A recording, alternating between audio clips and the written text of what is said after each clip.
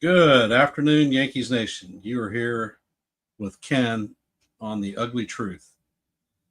Today's live stream is going to be a preview of the Padres versus the Yankees this week, Monday, Tuesday, and Wednesday's games. Uh, Game one is supposed to be on at 7:05 this evening. It should be available on the Yes Network. Uh, Game one starters are going to be Nick Pivetta for the Padres and Carlos Rodon for the Yankees. Give a quick shout out to those that are here in the stream. I want to express my thanks and gratitude for you guys coming in and supporting the channel.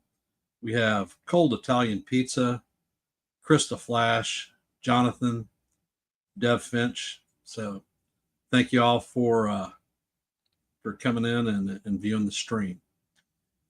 The game two starters are going to be Michael King for the Padres and Clark Schmidt for the Yankees. That game is also at 7:05 and on the Yes Network, MLB TV, for those of you that have access. And I see John the Beagle Dad hopping in. Thanks, brother, for joining the stream. Appreciate the support. And game three is also going to be at 7:05, and that one is going to be on Amazon Prime.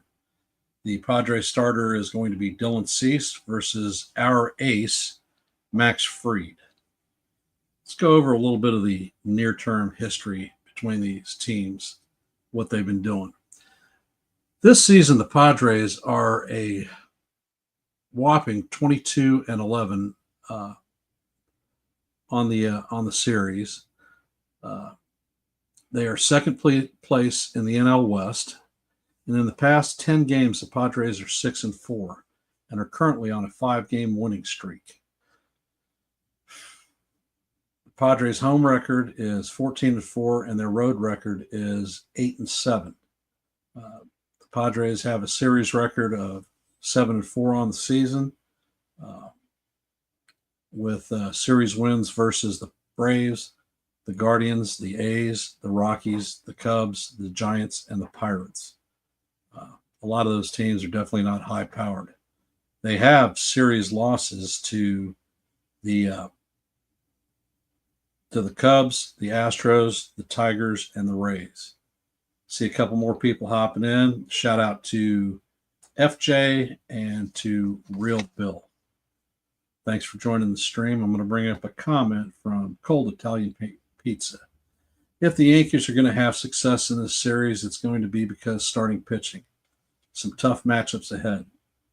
That is absolutely on point, Cold. The thing that we haven't seen since our opening series against the Brewers is that we're going to have our ace and our number two in the rotation matching up against a single team. So games 1 and 3, we have Rodon and Fried. For our Yankees, our record is currently 19-15. We are in first in the AL East. And in our past 10 games, we are at a dead even 5-5. The Yankees are currently on a 2-game losing streak. Our home record is now 11-7, and our road record is 8-8. Something that I missed with the Padres, their run differential is a plus 38. And when they're facing teams that have a greater than 500 record, they are sitting at 12-8. So they're doing fairly well against good teams. For our New York Yankees, our run differential is a plus 52. And our breakdown with regard to teams against that have a better than 500 record, we are 7-8. So once again, we are struggling. The Yankees have series losses to the Diamondbacks, Tigers, Guardians, Orioles, Giants, and the Rays. Our series victories are against the Brewers, the Pirates, the Royals, the Rays, and the Blue Jays. Long and short, the team is not faring well when you get into the rotation past Fried and Rodon. The remaining three pitchers in our starting rotation, in my personal opinion, are costing us games. We can't get any length out of them. We're wearing our bullpen out, and we're starting to show chinks in the armor. This past weekend, we coughed up 2 games to the Rays, which, in my opinion, we should not have. The 8th inning for our game on Saturday was disastrous. I did the play-by-play with Joe from NY Yankees Mania, and during that fateful 8th inning, I was so aggravated that Joe took me off the screen because I was losing it. Hey Lou, thanks for hopping in. Appreciate you being there and supporting the channel. Before I move any further, for those of you who haven't, please hit the like button. If you're watching in the background and you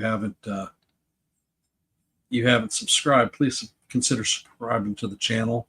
And for everyone out there, please share this content out with everybody that you know, friends, family, neighbors, if you think that they would find value in what we do here on The Ugly Truth. All right, I'm going to go into the pitchers. Starting this evening, Nick Pivetta for the Orioles. He is 5-1 on the season. He has a 1.78 ERA and 39 strikeouts. He features 5 pitches, a 4-seam fastball that he's running about 93 miles an hour, and he throws it 51% of the time. So he throws a ton of fastballs. The other pitches in his repertoire are a sweeper, curveball, cutter, and a sinker. The pluses for Pivetta are a high run value on his fastball, breaking ball, and off-speed pitches. He has a high strikeout rate, a low walk rate, good extension, and tends to make his fastball look a little bit faster, and a high whiff rate.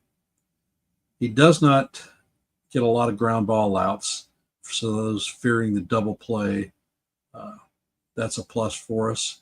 And he's the type of pitcher that relies on a lot of movement, and when he doesn't get that movement, teams tend to barrel him up very well.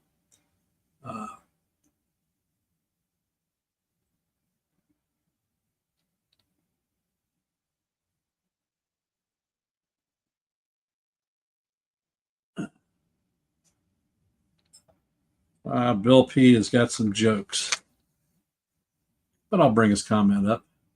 Just got home from the doctor. He told me that I have to calm down. I asked him if he's a baseball fan, and he answered yes. Asked him if he has seen the Yankees lately, and he said, "That's it."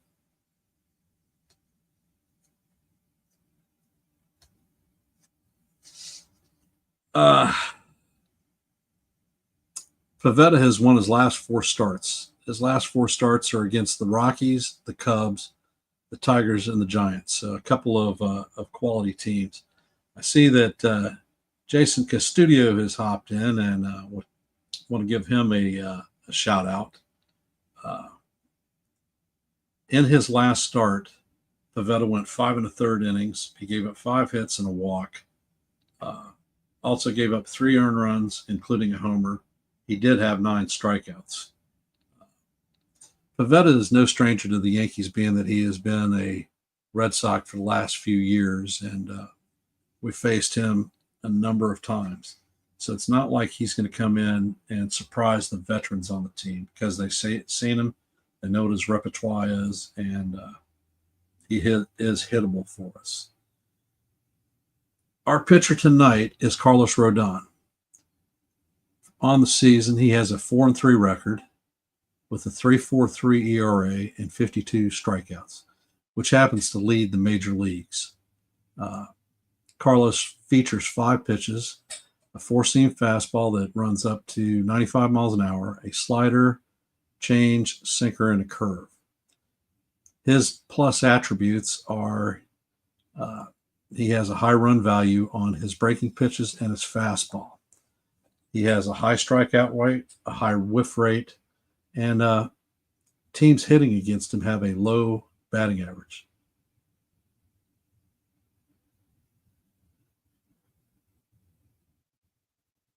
All right, Bill, I'm sorry to hear that.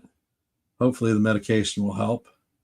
High blood pressure is not anything to joke with, and it's not something that I've had to deal with in my lifetime. So be calm, brother.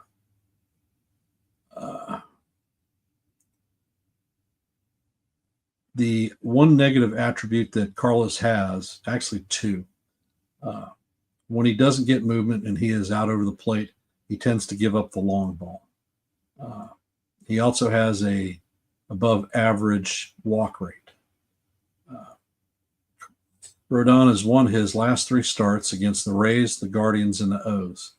In his last 5 starts, he has had 7+ strikeouts per game. In the last 3 starts that he's had, he's only given up 2 runs, 2 earned runs. His last start, he went 6 innings, gave up 2 hits, a base on balls, gave up 2 earned runs, and he had 7 strikeouts. So very respectable. And Rodon is one of the pitchers that we have in our rotation that has actually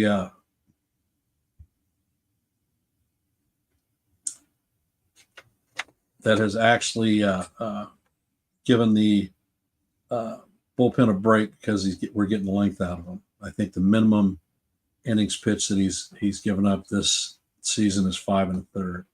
I'm bringing up a comment from Lou.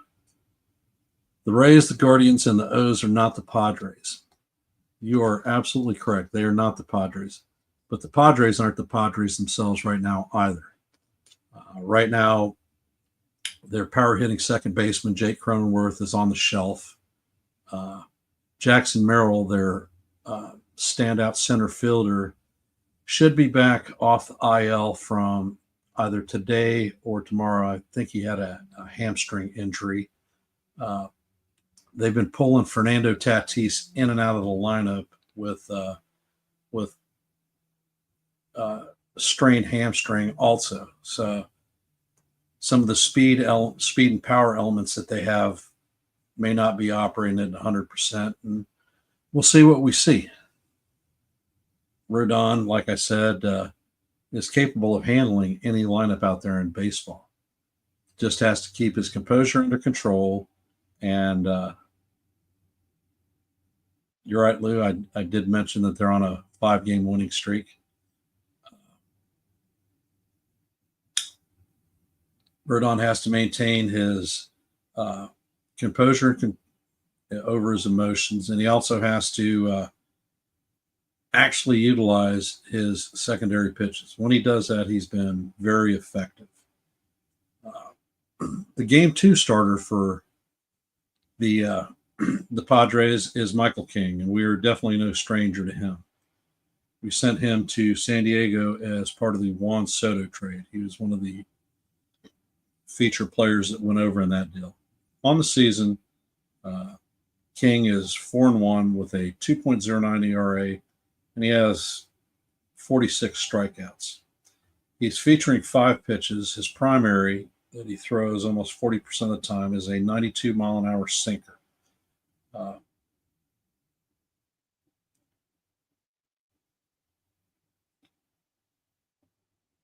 He also has a 93-mile-an-hour four-seamer, a changeup, a sweeper, and a slider.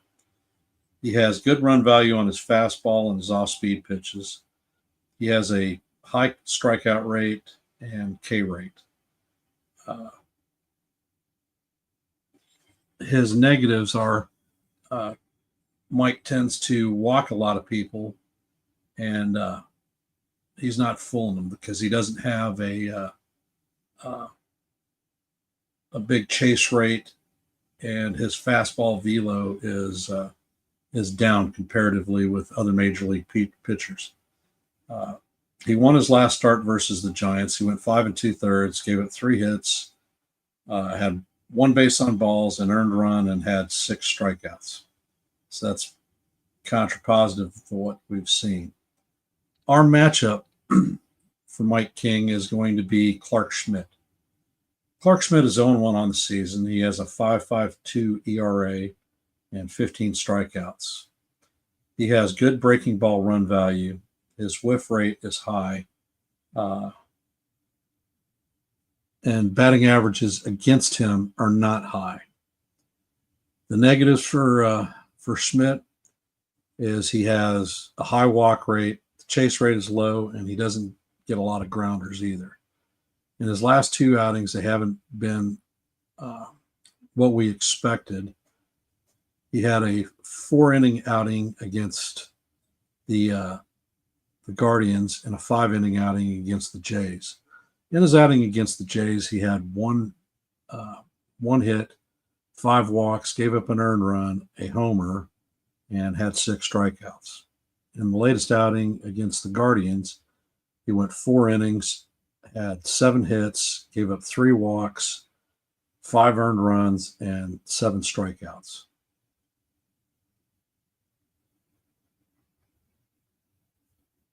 And I will bring up a couple of Real Bills comments.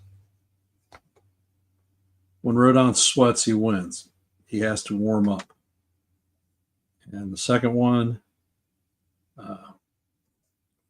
Mike is great when he moves the ball around. We're going to have to make him work. And that is definitely a true statement.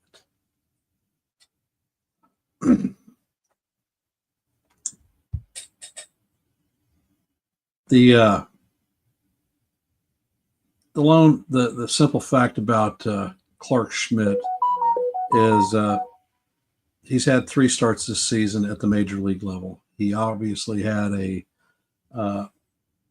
injured spring training and 2 rehab starts stretching him out prior to coming up to the majors. He's not fully stretched out yet, and I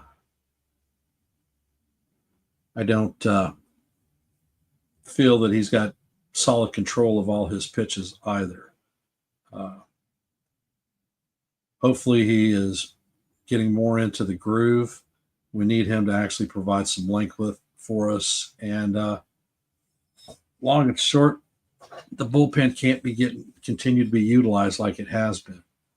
We are wearing these guys out, and we are just the first week into May. We have after this series, we have a road trip heading to the West Coast, and we're going to face up against the A's, who have been playing really good ball. You know that the back end of their bullpen is solid. And we'll also be facing up against the Mariners, who have probably the best starting 4 in baseball. So our ability to score runs is going to be challenged. For Game 3, the Padres have Dylan Cease coming up against us. On the season, his record is a 1-2. He has a 5.61 ERA with 36 or 39 strikeouts.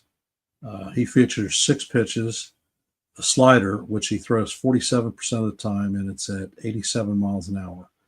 He features a 4-seamer that he throws 96 miles an hour, and he throws that 36% of the time. So,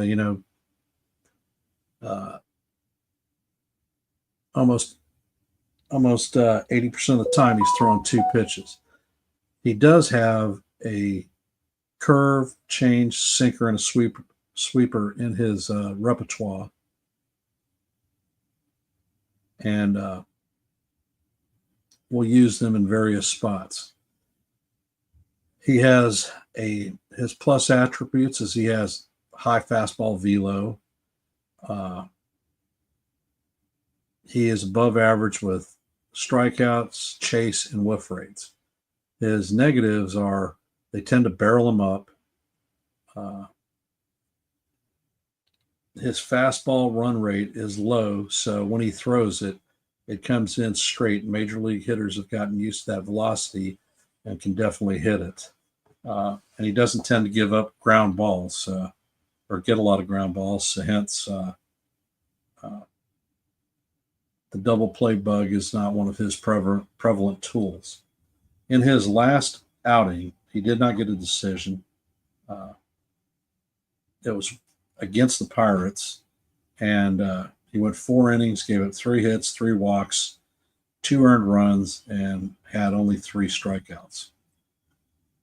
He is going to be faced up with our ace, Max Fried, who on the season is 6-0 and leads Major League Baseball in wins.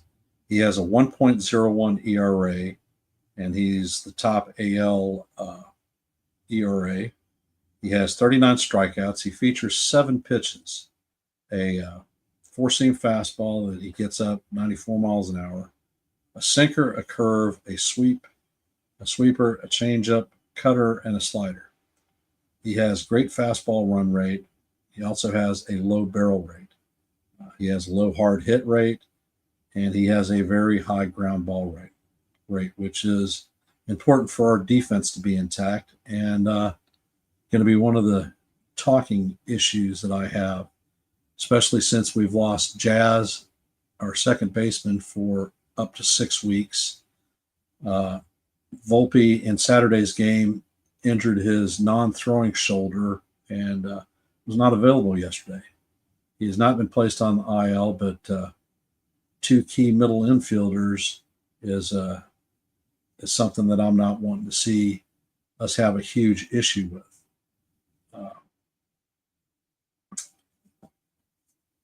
Also, with regard to Fried, he doesn't tend to walk people, and the exit velo on balls that are hit is soft contact.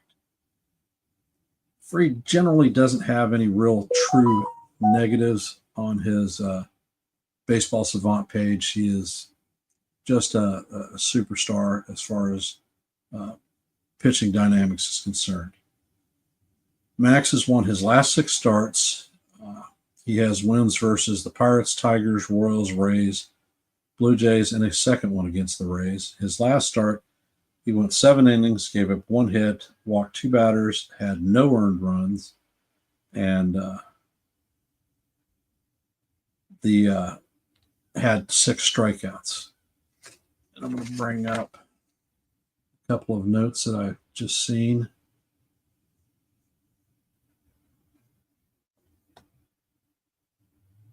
FJ, the A's have the same number of wins as the Yankees. Okay. And Real Bill, it's still raining in the Bronx. The Weather Channel and AI both say 100% chance of rain this afternoon. So I see Joe from Yankee Mania hopping in. Thanks for jumping in the stream. And Real Bill, that's something that we talked about on NY Yankees Mania, that we may have issues getting the game in today. When we look at the rankings for the Padres, they are first in the league with 2.75 ERA. They've allowed only 25 home runs on the season, which is second in the league. Their WHIP is a 1.14, which is third in the league. And the batting average against them is a 2.11, which is second. So nothing that we don't know there about the pitching, the starting pitching, because they are very, very hardy. The team leader in wins is Nick Pivetta with 5, followed by Mike King with 4. I see Sean Browning hopping in. Hey, Sean, welcome to the stream, brother. The number 2 most winning pitcher on their staff is Mike King with 4. Pivetta has a 1.78 ERA, and King has a 2.09 ERA. And Mike King leads the team in strikeouts with 46. Pivetta and Cease both follow with 39. the batting statistics for the Rays, or for the Padres, excuse me, I got Rays on the brains after that aggravating series this weekend, are hitting a 260. Note from Sean, happy Cinco de Mayo. Happy Cinco de Mayo to you too, brother. The team batting average is 260, which is third in the league. They've scored 133 runs, which is 18th in the league. They've hit 29 home runs, which is 21st in the league. Their on-base percentage is a 329, 11th in the league, and their slug is a 393, which is 14th in the league. So not as robust on the offensive end of the ball, but like I said, they've had some key injuries and players have not been there, including constant batting title chaser Luis Ariz, who happens to be injured and is on the shelf. For our New York Yankees, our numbers on the pitching side of the pitching side of the scoreboard, our team ERA is a 3.62, 10th in the league. Home runs allowed 31, which is 8th. Our WHIP is a 1.20, 7th in the league, and the batting average against us is a mere 2.05, which is first in the league. Our batting average is a 262, tied for first in the league. Our runs is 187, second in the league. Home runs 57, first in the league. On-base percentage is a 346, first in the league. And our slug is a 470, first in the league. The numbers sound great, but I think that they are deceptive. Our pitching numbers are accented by two starters and a very, very good bullpen. Outside those two starters, we have three starters who contribute little to nothing to us and have hurt us. They hurt us twice in the Rays series, a series that we should have won, and twice against the Jays, who we should have won also. Two series losses is unacceptable.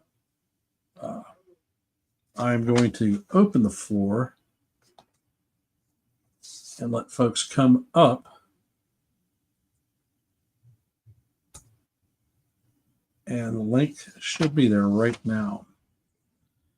One of the things that concerns me with regard to this team, particularly against the Padres, is like most AL West teams, they tend to play a speed game, i.e., taking the extra base, stealing and advancing runners. I'm not overly fearing the taking the extra base aspect of it, since we have two outfielders that are red arms. Teams don't tend to run on them because of the accuracy and velocity of the throws. We have one that is a yellow arm, and they will test, and that's Jason Dominguez out there in left field. The aspect that does concern me outside of Max Fried is our starting pitchers don't tend to hold runners on very well. Max Fried is a pickoff god. I tend to think that he actually balks while he's holding his pose before he picks runners off. So runners tend to get a jump with regard to trying to steal bases. My concern, Austin Wells is not very good at throwing runners out. Some of it may be because of leads that runners are getting off of pitchers. Others, I think that he just is not very accurate, as demonstrated by his throw that hit the pitcher's mound trying to throw a runner out to second, and his numerous air balls into center field or near air balls. So I think that between the Rays and the Jays, they expose that on Wells, and this team will definitely take advantage of that.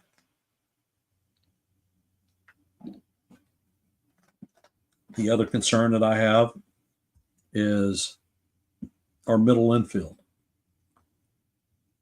With, like I said, injuries to Jazz Chisholm, shelving him for 6 weeks, and the unknown status of Anthony Volpe, are we going to have a double play combination of Yorbit Vivas and Oswald Peraza? Don't know. For this particular series, as far as starting pitching goes, I think that we're okay with who we have going up against the Padres.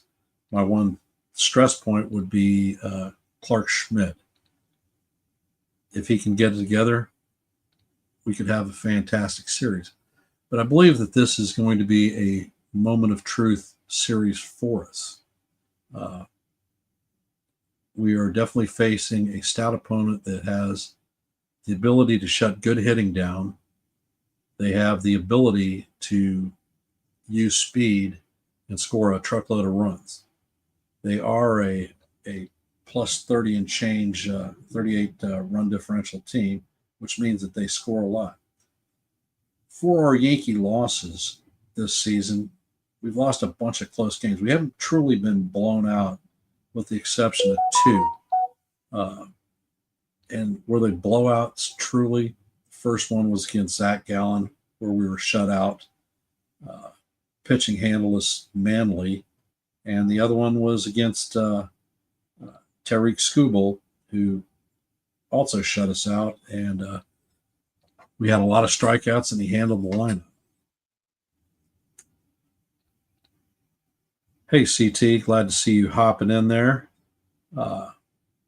I've dropped the link for everyone to hop up if they're able to, have something to say. Just an info note out there for anyone watching the stream. If you haven't, please hit the like. If you're not subscribed and watching in the shadows, hit the subscription button. And if you find value in my content, share it out with everybody out there, your friends, family, your neighbors, your dogs, your cats, whoever. We're sitting right now, I think, at about 84 subscriptions or so. So I would like to see 100 sometime in the not too distant future. But like I said, thank you for your support, and I appreciate all that you do. This afternoon, if we manage to get a game in, I know that Joe from NY Yankees Mania is going to be doing the pregame show at 6:15, and the postgame show pretty much following the game. So for those of you out there, please hop on and check the stream out. And if you're not subscribed to Joe's channel, please consider doing it.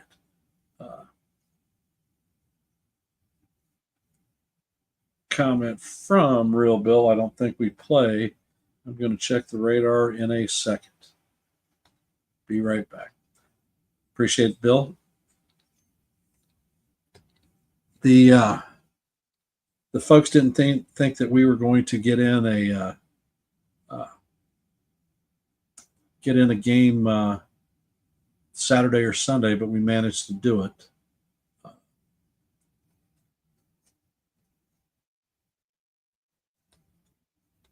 And bringing up a Mario comment. We're going to get killed. San Diego's a better team. And coach, laughing out loud, much better. Well,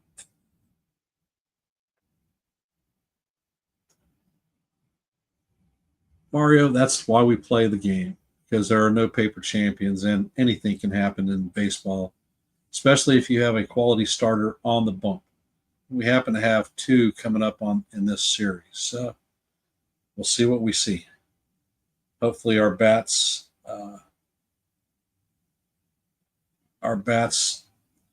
come back alive. Boone puts out a quality lineup that will actually provide Carlos some run support, which he generally doesn't tend to get with our team. And hopefully, with the next men up, we're going to be forced to shy away from the long ball and gear ourselves towards station hitting, situational hitting, and utilizing speed. Not necessarily bad things, and all things that could prove very very beneficial to our team.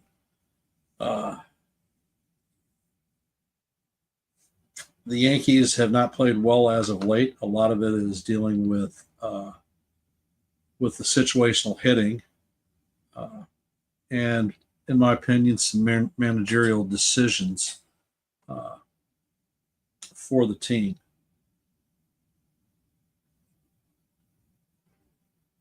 And Real BLP has come up with a message on the radar.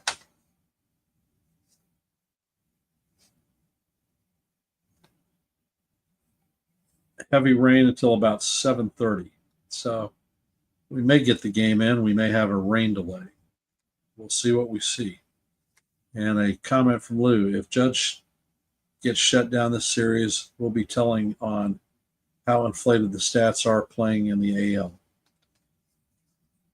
Lou, I do think that the Yankee stats are inflated because we have a few players that are playing off the charts. Aaron Judge being one of them. He's hitting a massive 423, 11 home runs, and 33 RBIs. His strikeout rate is actually down to 22%, so that's below league average. He has been just off the charts. Paul Goldschmidt, a person that a lot of people had reservations about when we brought him on board, is hitting 349. He may not have the home run tally, but he is definitely providing ducks on the pond and driving them in when given the opportunity. The play of Ben Rice has been in steady decline over the last 3 series. Ben Rice, his average has dropped from a 332 down to a 258. So it definitely appears that Major League Pitching has made their adjustments to Rice's attack of the ball with regard to hitting. Now it's time for the young lad, his second season up, to make his adjustments and see if he can get back to the player that he was starting the season out, where he was one of the highest hard hit rates in Major League Baseball and making solid contact every time he touched the ball. But his strikeout rate has been going up, averaging 2 strikeouts a night over the last 6 games. So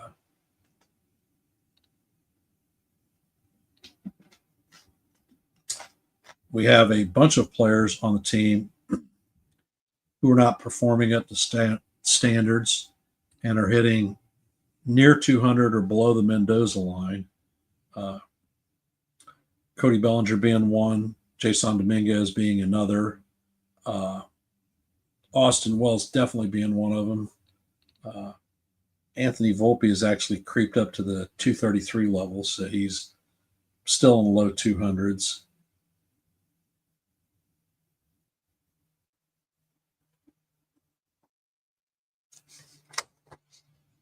And I'm bringing up a comment from Real Bill. Notice that Rice hits better when he's playing defense. DHing kind of takes him out of the game. Well, the question back to you, Real Bill, where does he play? Are we putting him behind the dish? Are we pulling Goldschmidt out? Making Goldie the DH? I don't know. Jazz Chisholm, 181 on the season. Our bench people, we have Pablo Reyes hitting 158, JC Escarra hitting 172, Yorbit Vivas 200, Bellinger 200, Peraza 216, Wells 208. So that's a majority of our lineup that's hitting below 215 and cannot cannot get it done with those type of numbers because the appreciable gains that they're having are home runs. We tend to hit a lot of them.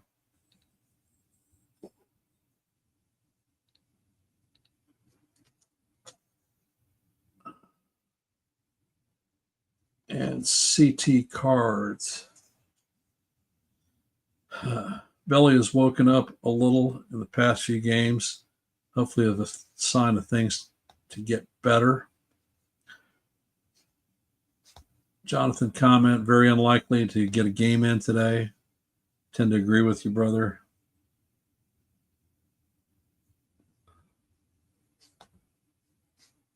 Play Vivas consistently.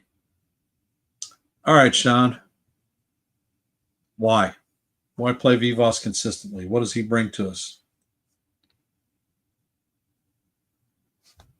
And Jonathan, it would surprise me if the series is rained out. It wouldn't surprise me.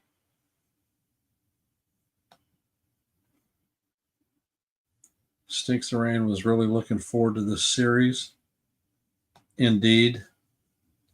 Guaranteed when we go to the West Coast, we're not going to have any rainouts.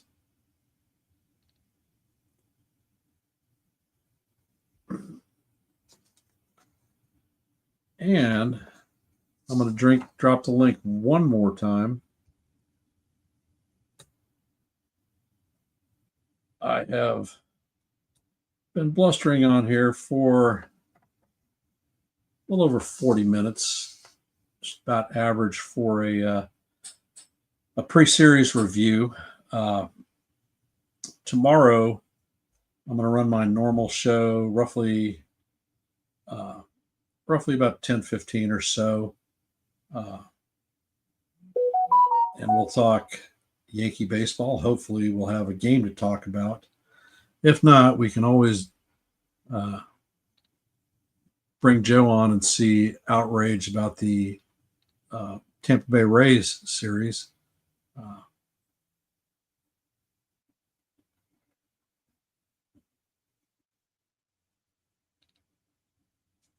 And a comment from Jonathan.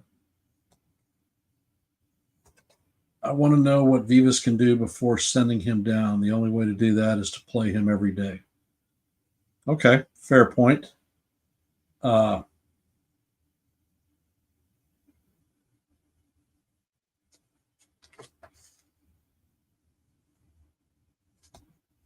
And to jump on that, Sean Browning during Chisholm IL stint, Vivas has a little more upside at the plate than Reyes or Peraza, and I want to see more of what he's got. Give him to a run.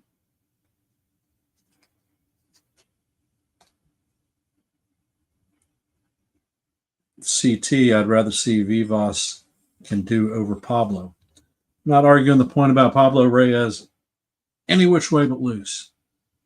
But the best defensive glove that we have in the Yankee organization, top to bottom, is Oswald Peraza. He's the best glove guy that we have out there. And part of our game and the way that this team is built this year is run prevention. We can't do that with infielders that mishandle the ball, tend to throw off point.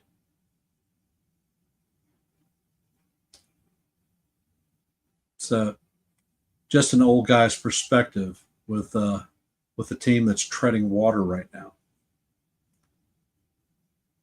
Basically, we started the season off in March looking outstanding.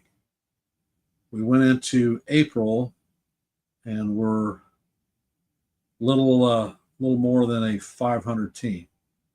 And for our series in May, we are below 500.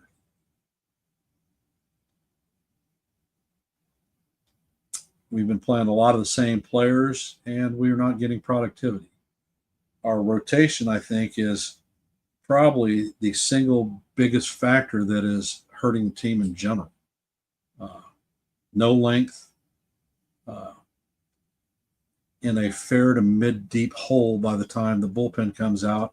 And then we're uh, looking to catch fire and pick the 6th, 7th, 8th, or ninth.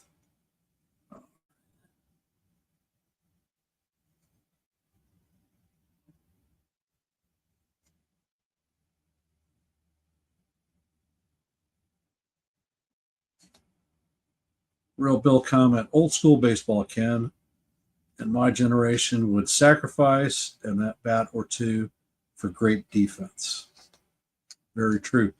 Also, in our generation, though, we also knew that there was value added to hit and runs and the ability to advance runners with productive outs, which this team only knows how to advance runners when they're hitting freaking home runs because everyone swings for the fence. And I'm going to bring up a Mario comment. Back in the day, the ones that got to play were productive ones. Here we keep playing daily, non-productive ones. Well, on that comment, looking at the play of Jason Dominguez, his role has continued to decrease as the season moves on. It looks more effectively that he has become our fourth outfielder as opposed to the left fielder. There are some negatives with regard to Dominguez's play. Left field play, defense is, if it's not a negative, it's even. His at-bats left-handed are decent. His at-bats right-handed are ridiculous. He doesn't seem to be trusted in high-leverage situations with regard to his fielding play and tends to get pulled out of games either 6 or early 7. The kid he's not going to progress if we keep utilizing him that way. And I don't give a fuck about analytics. If you don't play, you don't learn. If you don't learn, you don't get any better. Would he be better served being sent down to Scranton and bringing Everson Pereira? Pereira is a plus defender. He is lighting up the pitching down there in Scranton. So would we be better served bringing him up and giving him an opportunity to play? There is a catcher down there in the minor leagues that is lighting it up also at Scranton. Would we be better served bringing him up as a bench or maybe even the primary catcher to replace Wells and Ascara? I don't know, but something needs to be shaken up in the lineup. One of my big complaints over the last 2 seasons is the lack of genuine depth from the bench. We are not in a position where we have players that can come in and pinch hit, and you think that there is actually a modicum of a chance that we're going to have success getting a hit or moving runners across to make productive outs. It just doesn't exist. Ascara last night, opportunity, grounds into a critical double play. Pablo Reyes isn't hitting his body weight, and his defense is suspect. Oswald Peraza has done a fantastic job in the field. Cannot hit to save his life. And a couple of notes here from guys out there. Jonathan, I think so. Pereira should be brought up. Completely agree. and bench besides Grisham. Well, Sean, I would argue the point that Grisham is actually more of a everyday player than he is a bench guy. And Jonathan Reyes needs to be dropped. Not arguing that archetype whatsoever. I have the sneaking suspicion that they're holding him until until DJ LeMahieu comes back, and that's when he's going to get punted.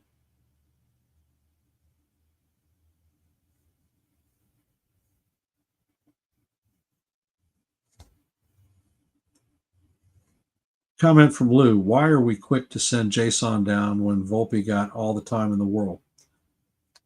Not arguing that, Lou, whatsoever. But what the Yankees are doing to him up in the major leagues, I think, is personally hurting him. He is not being used as an everyday outfielder. He is not being leveraged when the game is on the line. That's it. If we have a big lead, then Dominguez stays out there and plays the 9. If not, he is a 6-inning ball player. Not exuding confidence in him.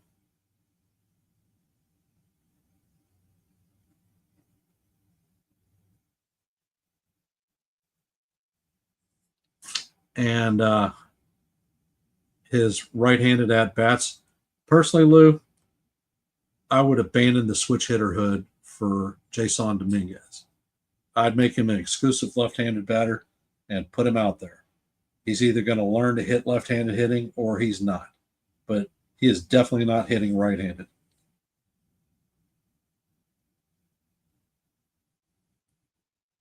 That Volpe guy, wow, is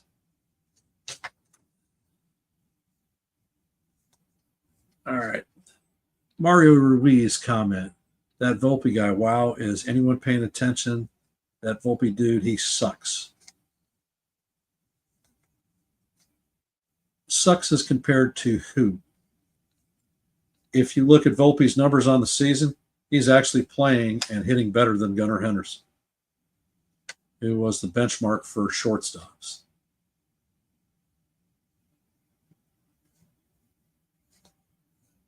Cold Italian pizza comment. If Grisham wasn't having a good season so far, Dominguez would be playing more. I'm going to respond to that one, Cold. Grisham is by far a plus Gold Glove caliber outfielder. I think the way that we employed him last year with Verdugo being on the squad didn't allow him to actually get into a swing, actually hitting and getting into a rhythm, something that he has seen this year. And that's why he is being as productive as he is. I think that his bat plays well in Yankee Stadium, unlike what we're seeing with Cody Bellinger, who came to us with a low strikeout rate, but his numbers are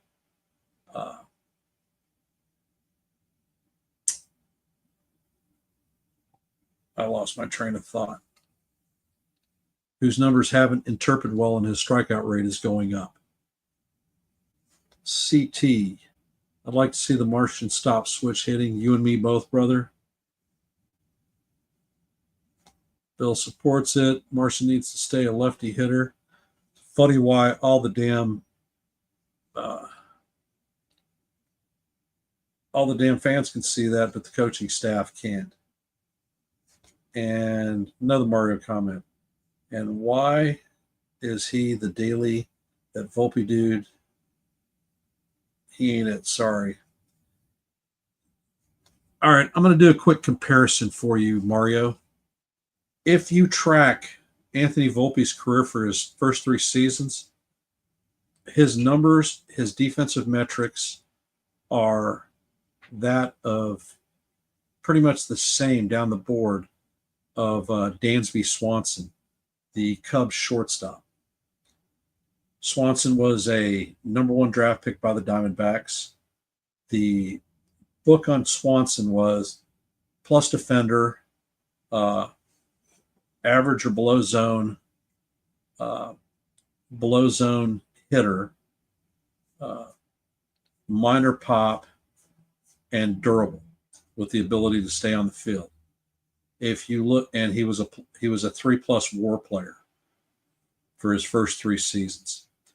If you look at Anthony Volpe's numbers, he is a guy with speed, plus defender, a average to below zone uh, hitter, modicum of pop, durable, and Anthony Volpe's WAR is a 3.4. So they are tracking quite similar. For all those that gave Volpe the reputation that he was the next Jeter, I'm here to assure you he is not. Volpe is Volpe. He is a solid shortstop. Is he the monumental guy that everyone expected? Well, certainly he's not. Is he ever going to grow into that player? I don't think so. I think that when we look at the top end of Anthony Volpe, you're going to see a guy who is capable of stealing 20 bases on the season when given the opportunity. He may hit 20 home runs a season, and he'll be a flat 260, 270 hitter. In the major leagues, that's all right. It's not all-star caliber, but it's a productive member for the team.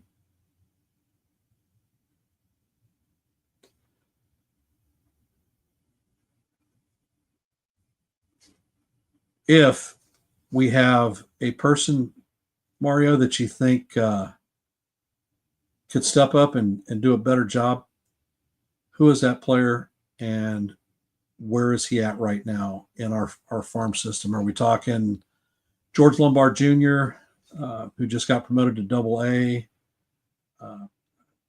or Arias, who is still down at A-ball?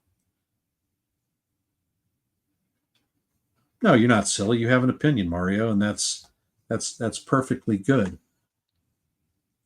I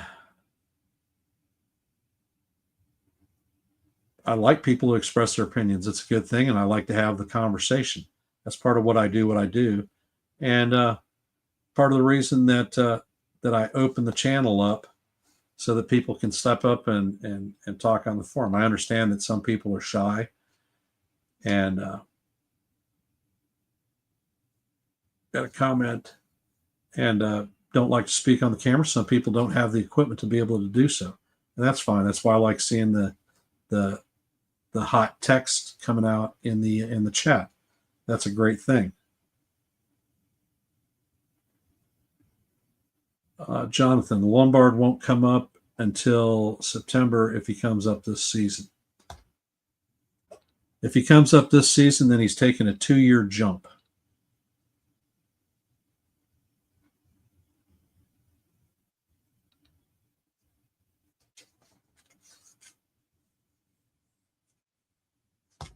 All right, this comment from CT. Always appreciate you having an open panel thing.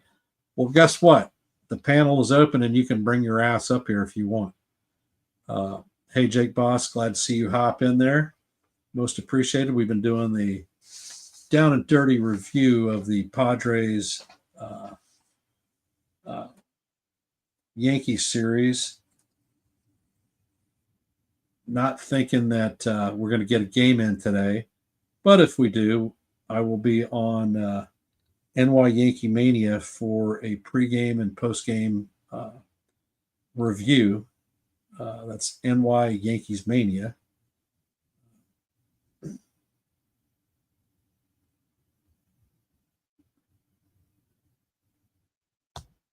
Couple more Lombard comments. Lombard needs to develop in the minor leagues. He can really be an awesome player, but development is key. No doubt about it. I think that Lombard will come up next year. I think that if Lombard comes up next year, he's probably going to be a September call-up, Jonathan. CT agrees. And Jake Ball's comment, Padres are a tough team, without a doubt. They're one game out of first place in the NL West, who the Dodgers now retaken and captured the lead in that division.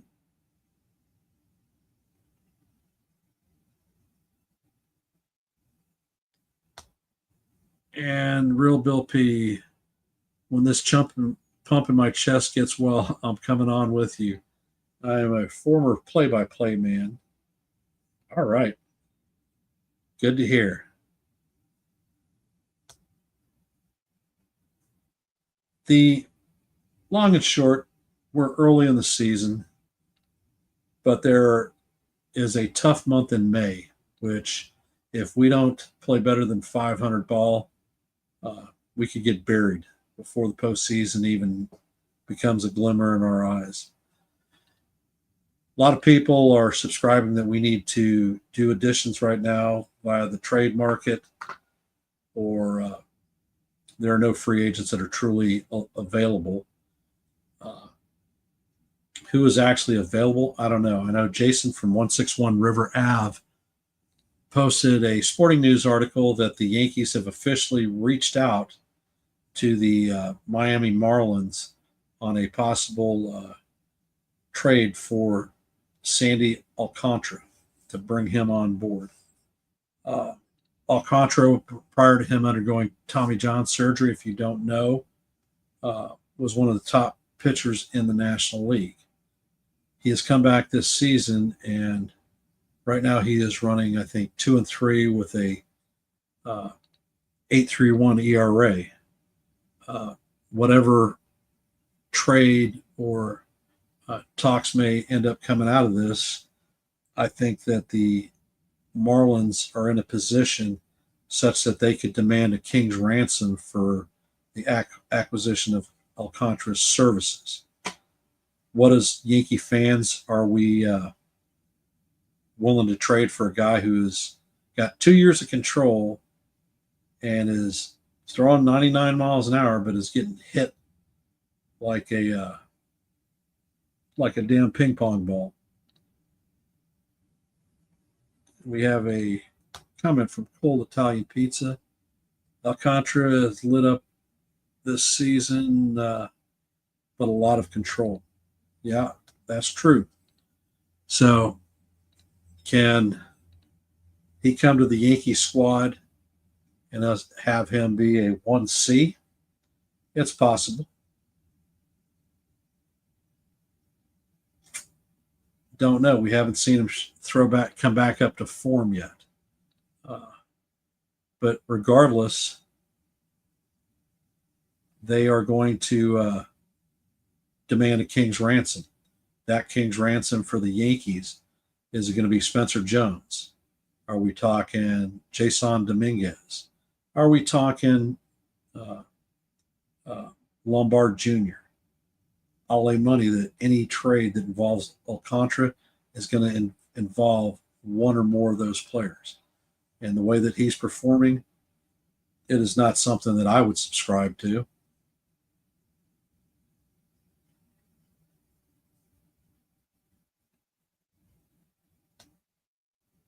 And Mario Ruiz. Have we heard anything on Arenado yet? As far as I know, they will start shopping Arenado closer to the trade deadline, because there haven't been any takers. Everybody who has contacted Arenado, the problem is he has a full no trade contract, and he can refuse any trade out there. He was supposed to go to the Astros earlier in the offseason, and he rejected that trade. And when there were trade proposals here with the Yankees, Cardinals didn't want to really eat any of his salary, and the Yankees didn't want to take on that massive contract in conjunction with everything else we've got.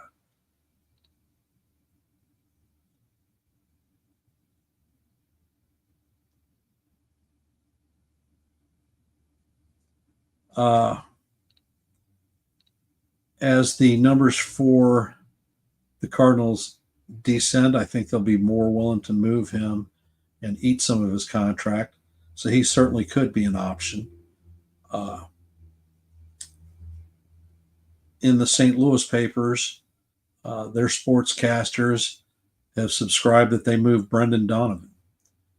They think that they could get a good prospect haul for him, and they're utilizing him as basically a utility player. I would love the trade. Not sure what that package would look like, but definitely a plus there. And it looks like they are starting to shop their closer Ryan Helsley around, and would definitely be interested in looking at him too.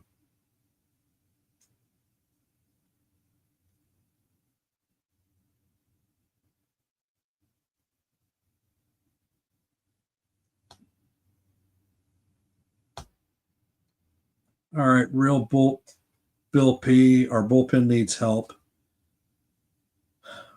With regard to what, Bill? Are we looking at uh, arms that are long relief, uh, left-handed pitching, right-handed pitching? Where are we looking for help for the bullpen?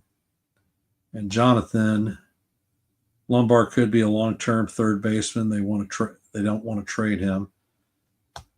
I agree on that one. And Jonathan, by the way, they are also working him out at second base, so he's playing second and third. I think they want to keep him as a middle infielder. Cold Italian Pizza. Agreed, Lou. No thanks. Big pass on Alcantara.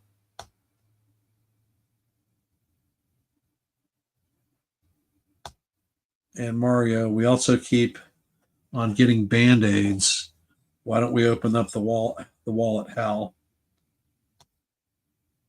No argument. And Sean Browning, I'm assuming this is about Alcantara. Just came back from TJ. He is often injured. Do we want another Sevy or a Montas? Speaking of Sevy, I saw an article that, figured, Sean, that the A's may look to move Severino at the deadline.